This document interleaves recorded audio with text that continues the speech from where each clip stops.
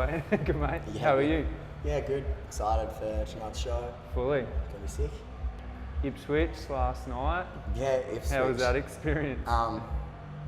It was an experience, but I loved it. Yeah, right. The show went well. Everyone that was there really enjoyed themselves, and yeah, sick. So you played like a shop front Yeah, we played record. at Bad Habits record store. Yeah, sick. So there was like some people in there, like hanging out, looking at records. A few people watching, a few people standing outside drinking beers and stuff. It was different, but it was cool. Yeah, sick. And Consumed, I think, which is like kind of half Siberian, how it sounds. They Yeah. were really, really sick. They played before us, and I was like, this band rules. And Pip plays drums Yeah, for yep, them. Yep. who's So I in think he's maybe like 2000. recently started playing drums for them or something. Yeah. now. Yeah. I But- think they might have played, I don't know, it was their first show, but it was a show at Fat Louis, and I think that was his first show with one them, yeah. with him, yeah. Yeah. He's doing crazy stuff though, Dude, like he's a sick drummer, Snorlax yeah. and like Real sick one-man drummer. band type stuff. Yeah. So Crowie tonight, and then where are you going back down south? We have a cheeky secret show tomorrow night That's right. that will be revealed after midnight, of course. Yeah.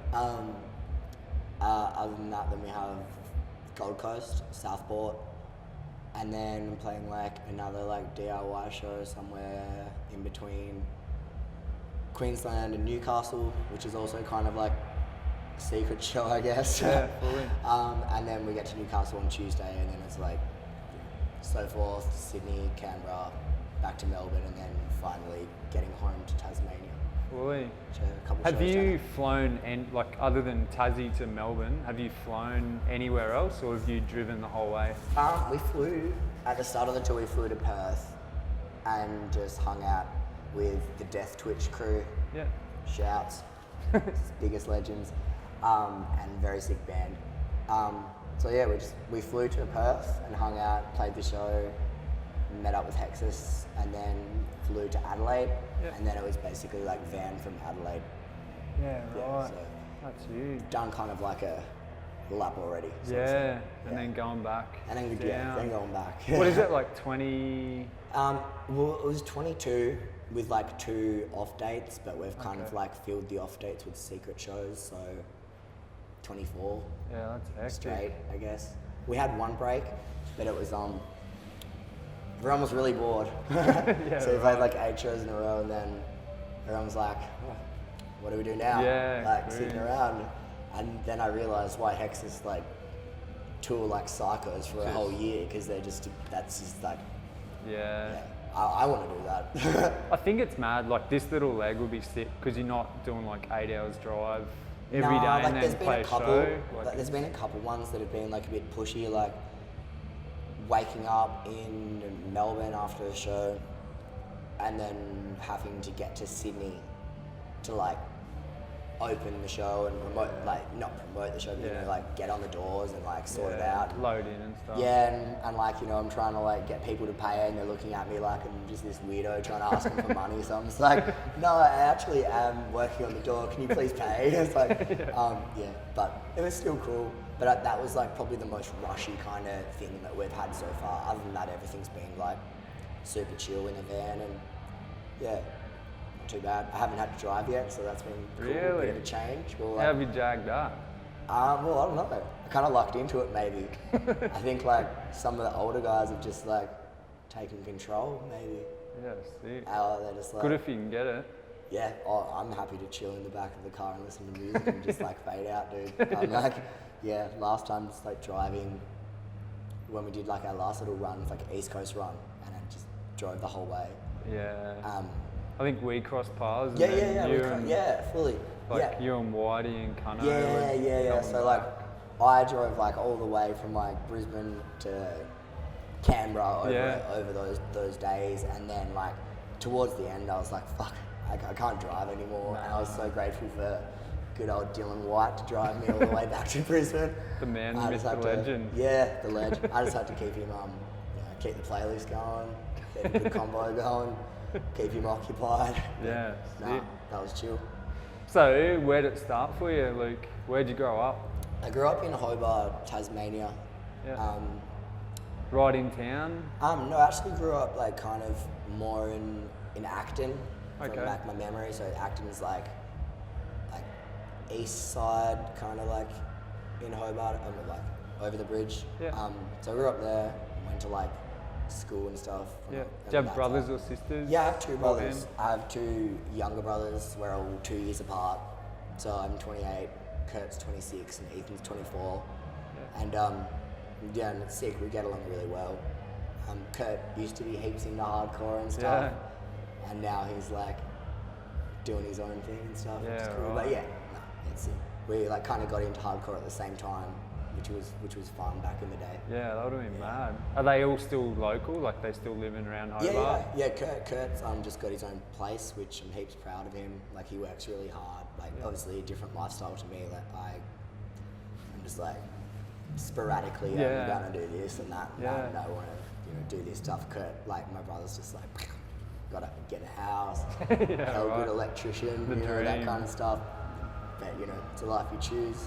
Yeah, sick. Yeah. So musically, what were you exposed to when you were a kid? Like, what was your first memory? Okay, I think maybe I think Silverchair, to be honest. Yeah, right. I feel like watching Silverchair on Rage, and I was like, this is so sick. Yeah. I don't know if it was the whole like long hair and eyebrow rings and just like the whole aesthetic, but like just the grungy guitars and like Pure that kind of stuff. Massacre. Yeah, bit of a gateway, and then kind of like got into like heavier stuff from that and weird like new metal shit, and then realized that I didn't really like that, and then I made a friend who was 4 years older than me, named Joel, and basically he just like showed me Miles Away, and I was like, this is like the coolest shit ever. Yeah. Like, how old would you have been then? I think I guess I probably would have been like 13 or 14. Yeah. Okay. So like Still pretty young. early high school kind of thing. Yeah. But I was also like the same times like bands like Protein and like Her Nightmare and stuff. Like some of those bands were the first bands that I like hardcore bands that I like witnessed with my own eyes. Yeah, and I was right. like, this is really cool. Did shows in Tassie? And Or like rare shows in Tassie, but I would go to Melbourne sometimes to see bands like Hopeless. Yeah, I was a big sick. fan of Hopeless when I was younger. But yeah, like me, like the same dude that I was talking about before, Joel, who basically opened up a lot of hardcore and metalcore bands for me. Like when I was younger, we would go like sporadically over to Melbourne just if one of our favorite bands was playing and stuff like that. So yeah, true. I guess like. You catch the ferry or fly? No, we fly. I hate catching the ferry. Dang. The ferry's stupid. It takes 24 hours and it's like seasick times 20. Yeah. I don't need to catch any boats. Must have been cashed up. No, you can get cheap flights if you get onto it early. It's just if you're like late. Fly Tiger. Yeah, I don't know. Cheap flights, whatever. Yeah, cool. So when was the first, let's say, local kind of show you went to, either in Melbourne, Hobart, like a hardcore show? Well, interesting. My first concert that I went to was actually Savage Garden. My mum and my grandmother took me to see Savage Garden at the Derwent Entertainment Centre when I was like, I don't know, 10. Yeah. But I was like, I don't know, concerts are sick. Yeah. But anyway, back to your original question, like hardcore or heavy wise, I guess like seeing the Warriors from the States, Her Nightmare and Parkway Drive play at the Brisbane Hotel in Hobart sticks out in my mind as like the most gnarly thing I saw as a kid, like, and being like, this is sick, and it's happening like near, in my area, so it was pretty rare. I mean, shows don't always come down to Tasmania. It has been a little bit better lately, but it does get skipped. I actually saw Bleeding Through Parkway Drive and Her Nightmare here in Brizzy, just down the street. Yes. Mental. That was like the first time I saw Her Nightmare. Man, Her Nightmare is scary. Yeah. I was just like watching the front Big man just being like, skinhead. ooh, shit. I've heard he's actually a real nice dude though. Yeah, I'm sure he is. And like a lot of vocalists are probably nice dudes that look scary. True. But man, that was sick. Like I think the boys in my band, I showed them like that No Heaven, No Hell album. That was like when I was trying to get them into stuff. Into like and they're more like heavy hardcore. so angry and so pissed off. Yeah, but they didn't last long. Like it kind No, of sucked a little couple bit. albums, but I mean, at that same time, there was like heaps of good bands doing like similar kind of thing. So Yeah, hate and gritty yeah, style. and I guess it's like at the moment, it's kind of like lack of that at the moment, but Yeah. also like new things are popping like in the last couple of years, which has been cool. Like heaps of new bands popping out. Yeah. Excarnate for one. Yeah. Sick as hell band. Yeah. Like Blood on My Hands demo that just came out a couple of days ago. Yeah. One of my homies, Stu, it's about time that he's done a band because he's just been moshing for about 30 years and now he's finally got his own band that we can repay the favour with a mosh pit too, so that's cool. Get them. So shout out to Blood on My Hands. And yeah. No, there's some cool stuff going on at the moment. Yeah, I think agree. It's cool. Even stuff like what Dreg's doing. Yeah. I think what Dreg's doing is sick. Crossover Like, kind of they're stuff. doing their own shit. They don't care what anyone thinks. They don't care what like they look like or how they present themselves. They just do what they want to do. And like to be honest, like I back that 100% Yeah. because that's kind of like my way of how I Yeah. present myself as well. Yeah. Kids are frothing on it too. Like Yeah. I think they can tell. Yeah. It's pretty genuine. Yeah, one of my favourite shows like to date, like breakthrough shows, was at the Workers Club with Dreg. Like they just invited us to play their I'm not actually sure what it was. If it was just like some free party thing they were putting on, but anyway, they put on some big show at the Workers Club in Melbourne, and we went over and played, and it was real wild. Hey, like Really? like packed out and like sold out, and like just it was sick. It's probably one of my favourite shows that Yeah, we right. played in Melbourne.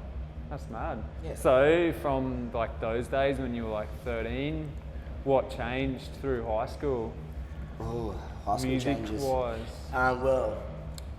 Well, music-wise, my high school band was basically a cover band that just worshipped a mixture of Black Sabbath and Nirvana songs. True.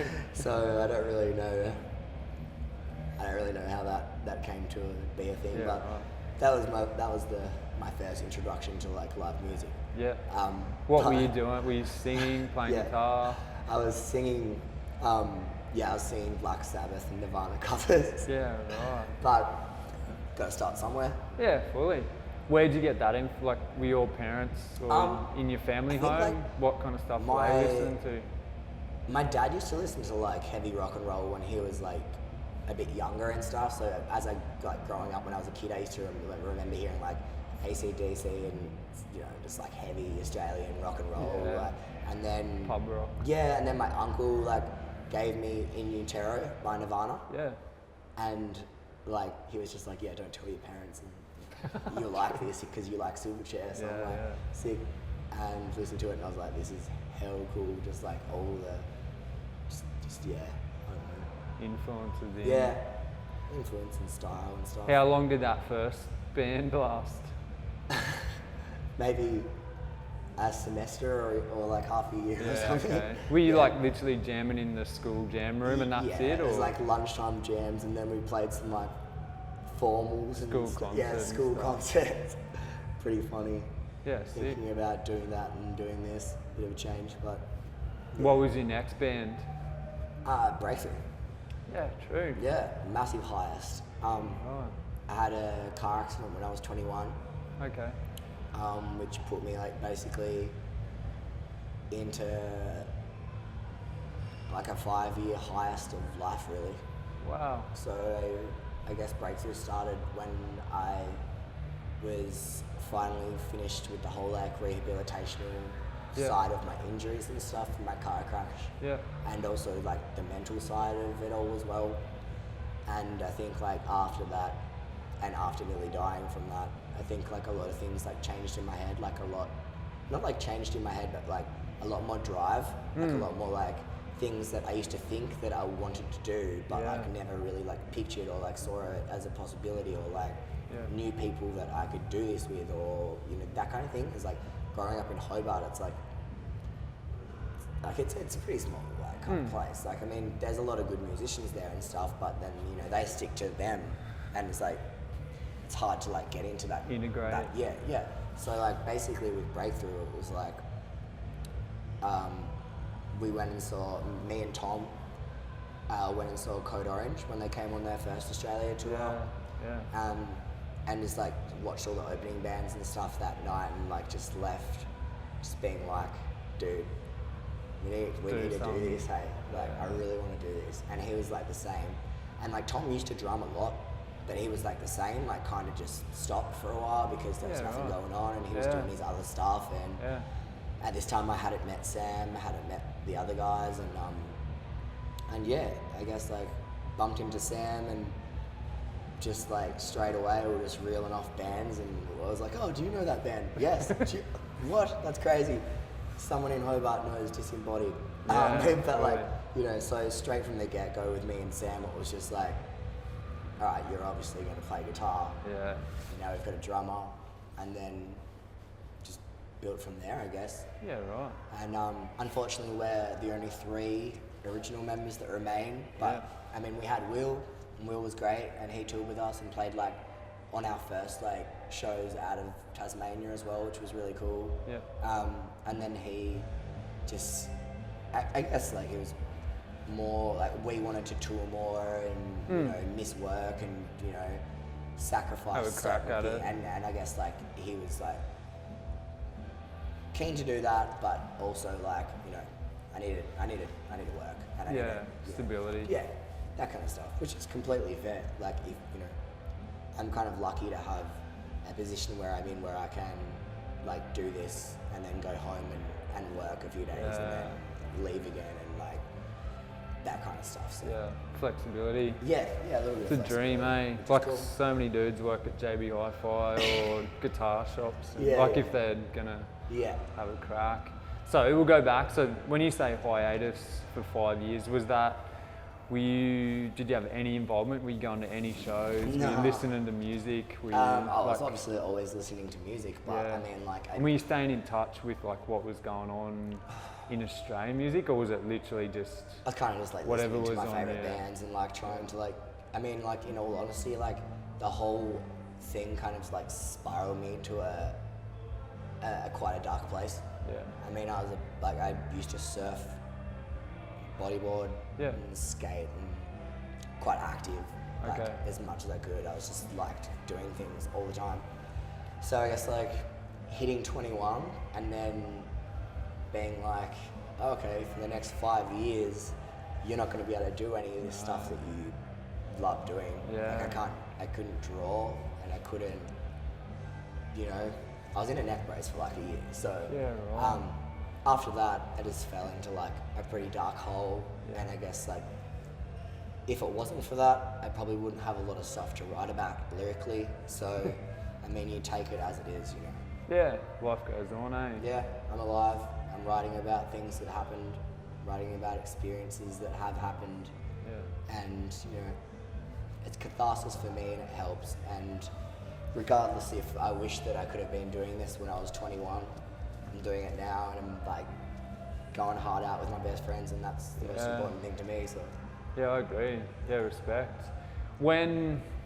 So you mentioned Tom before, that your drummer. Yeah. Was he the first dude that you met that's in the Breakthrough crew right now? Well, yeah, I guess like Tom's been one of my best friends for a fair while now, really. Okay. Probably since. Do you remember when you met him? Yeah, I do.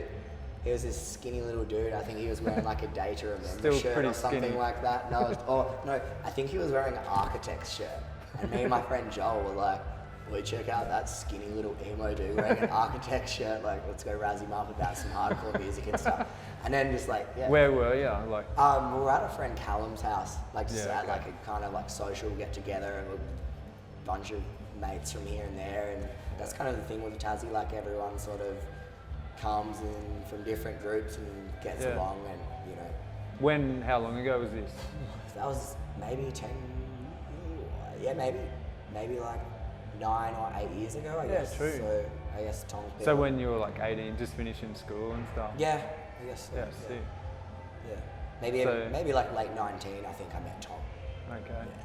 The circumstances in which like we became best friends are kind of like something that I probably wouldn't really like to talk about. That's alright. I mean, like, you know, I'm not embarrassed to say, like, I mean, I was in hospital, and basically he was coming in every day, and it just showed me that like this person really cares about me, you know, and it's rare to find someone like that genuinely like cares. I mean, you know, you have friends, and then you have friends that like really, really care about you, and there's like a huge difference. I agree. And I swear, like in the music scene, you meet friends, you have acquaintances, you have people that like are heaps nasty to your face and then talk whatever behind your back, and there's all that kind of stuff. Man, none of that stuff means anything to me. Like I just care about the music, and that's it. Fully. So you and Tom, and then who was next? Sam. Absolute riff machine. Yeah, so like, I don't know. If you know Sam, you know Sam. He's either wearing a bleeding through shirt or a throwdown shirt, and he loves panic chords. I could imagine he looks like a cowboy hat or something on too. I reckon he'd look sick in a cowboy hat. I really do. Driving a tractor. Yeah, I could imagine that. He's been snoozing a bit today, so I reckon he'll be high energy tonight, so that'll be good. Yeah, right.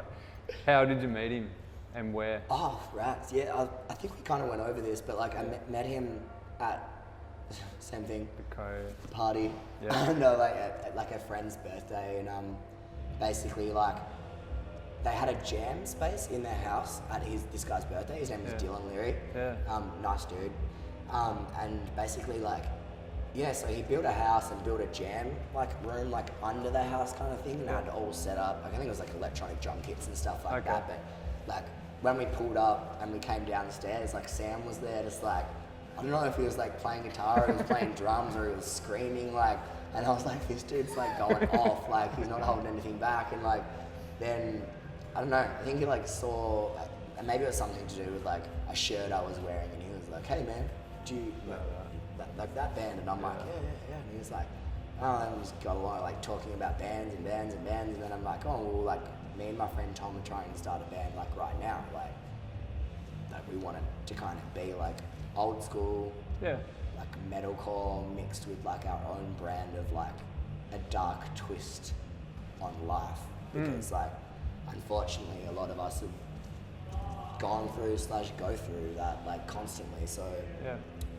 if we can find some kind of catharsis through doing what we're doing now and it's helping us, then we'll keep doing it until it's done.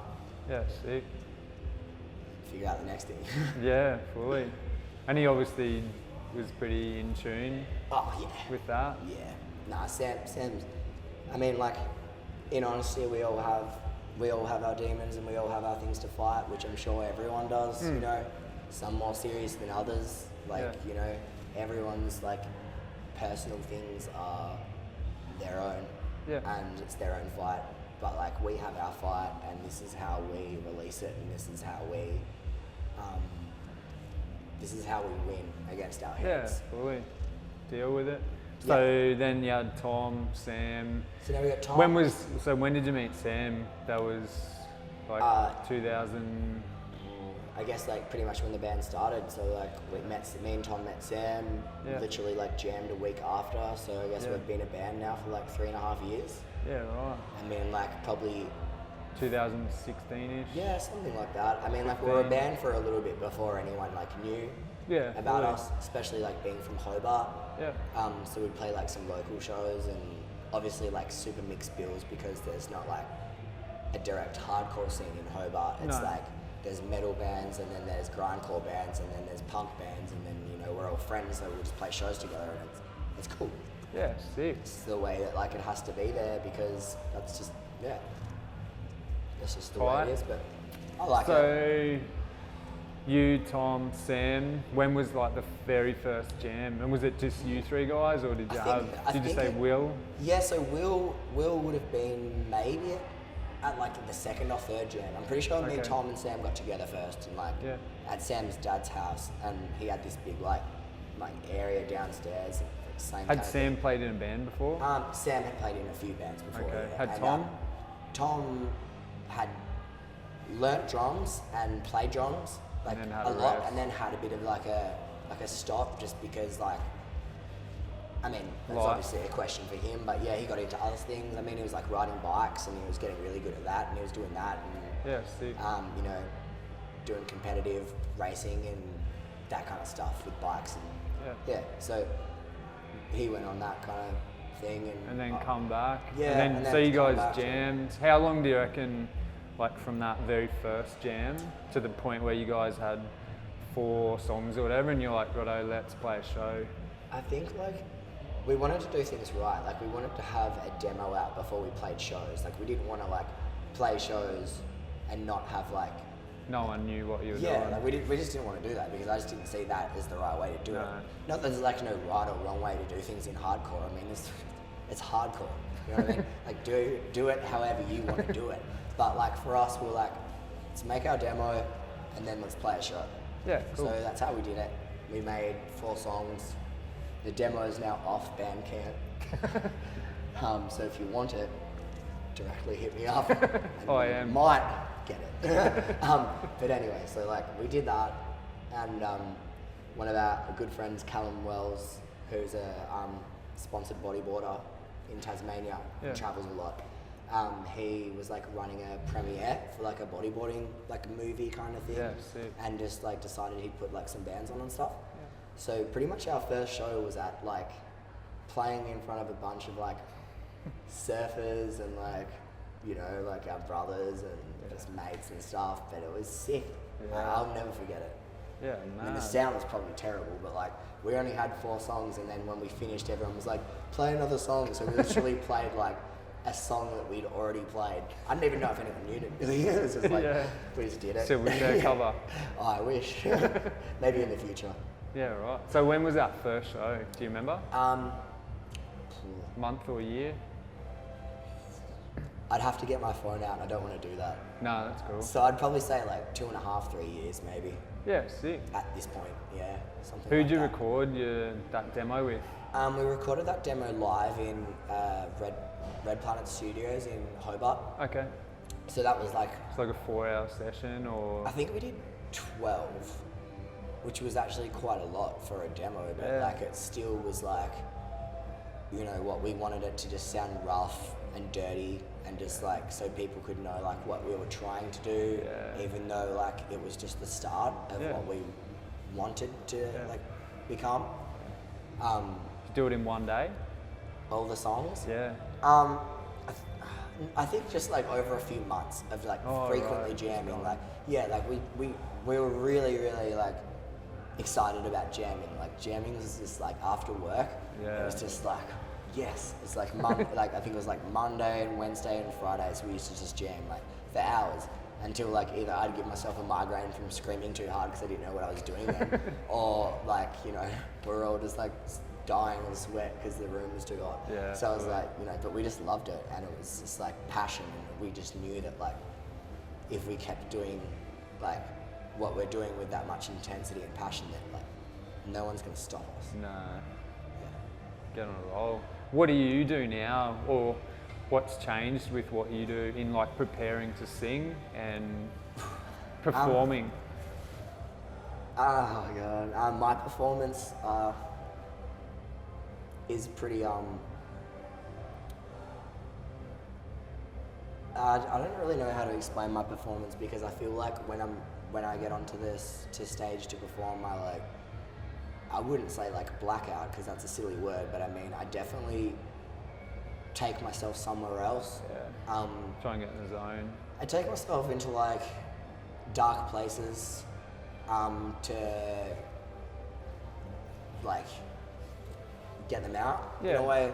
So I take myself to dark places that I've been, and I spew them out, and I get them out in however way that I do. And regardless if people want to take that as like, you know, you're being silly or what, like, you know, I'm doing what I'm doing. I'm not changing. Our band's not changing. It's catharsis, and that's what it is. Yeah. So from like that first show in front of your family and to the boogie boarders and stuff, what's like, has there been like 3 or 4 major events along there that's kind of, for you guys, like obviously this tour is massive, but this tour's huge. What was the next step after that very first show where you're like, we can do this? The next step was when we got invited to play at the Bendigo Hotel in Melbourne with Colossus and In Trenches and Removalist, and a really cool band called No Haven. Yeah. That were like mates of ours from Hobart. Okay. So there was a couple guys from Hobart that moved over to Melbourne, and they had a Melbourne vocalist, Mike, and they were sick, and we had to play after them. And so it was like, I was pretty nervous, I will admit. Yeah. Like, I mean, Sam was wigging out because like Kevin was there. Really? And like, you know, Sam loves I Killed the Prom Queen more than anyone else in Australia, and I'll say that right now. So like, you know, we were all kind of just like, shit, are we out of our league Pressure's here or on. not? But like, when you shook off those nerves and stuff, and like, you know, like Glads and the dudes in Colossus were just like, you have nothing to worry about, like, just play. Yeah. We want, like, you know, we wouldn't have invited you to play if we didn't think that you could. So I guess that was the first big step. So we did that.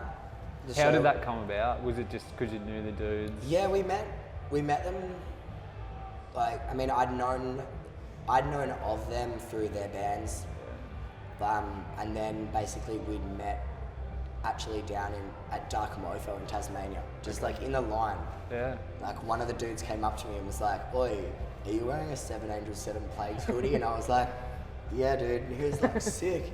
And then like it was funny because it was like dudes from Thorns, and I was like, "Yo, like, I like all your bands and stuff, like, you know, from Hopeless to Thorns to Warbrain or whatever, you know, like, you guys, like, like, all your bands are sick." And they were just like, "Oh, you know our bands? That's cool." Like, they were like hell blown away, I guess, like, because, you know, they probably just didn't expect that like, some random person in the line lining up for some Dark Mofo event's gonna bring up their old bands from when they were like young and stuff like that. But so that's kind of how that came along. And then we made friends and we hung out and we showed them the demo that we'd written, and they gave us some, you know, constructive criticism and stuff, and we took that on board and went from there. And then after that, the next step was we were like very, very lucky to play with Rebirth in Melbourne. So we put out a tape with Life Without Regret, and was that their last show, or was that prior? I think it was like one of their last shows, so it was like towards the end. So we were really lucky to be able to play with that band, because like that was a band that we like flat out wanted to play with, like as soon as we kind of started, and like sort of thought about like not traveling, but I mean like going over to Melbourne and like which bands would be cool to play with and which bands would suit and things like that. And it was always like, Rebirth. Super nice dudes, eh? We played with them up here with Unravel once, and like dudes that have come up from Melbourne and toured, and like they were super nice, like helping you load gear and kind of they're help seriously with some of the best guys and I've ever met. I mean, Tyrone still to this day, like, will let me call him and rant about anything, or like I'll hit him up last minute at midnight and be like, "Hey dude, I need a poster for tomorrow, I'm so sorry." And he'll just be like, "Onto it, bang," and like send me through like the sickest art ever. And it's like, you know, he just gets it. He helps us out a lot, and it's really cool. He did I've got one of your shirts, the like Devil Core, the white one. I noticed you were wearing that in the interview with Al. I was like, hell yeah. What other designs has he done for you? Tyrone's done shirt, like merch wise. He did the whole artwork for the Seventh Circle of Hell vinyl 7-inch that we put out through Life Without Regret. Yeah. And he's also done our latest release artwork. So all the artwork for that, and a new shirt that we have on tour with us now. That's sick. Sexy little black and pink shirt that he designed.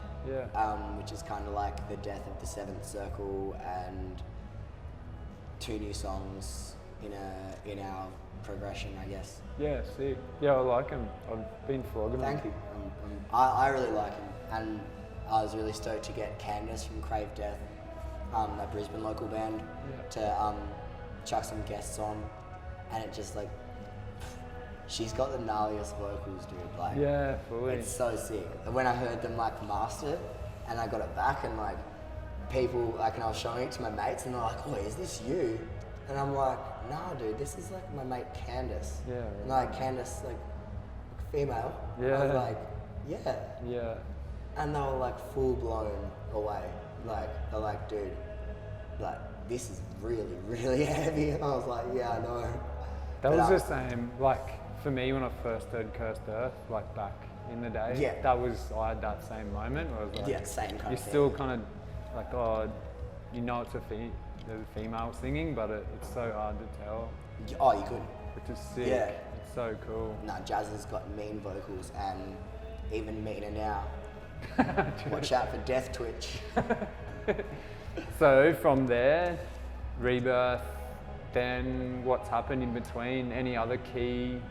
I guess we sporadically decided that like, okay, this is what we want to do. We want to play shows like everywhere, like with anyone who wants to play with us. Yeah. So we literally like, we had no agenda. We had no like hierarchy. We didn't think we were like better than anyone or anything. We were just happy to play on any bill, open for any band, death metal, grindcore, punk bands, hardcore bands, metalcore bands, djent bands, whatever. Like we just played shows because that's what we love doing.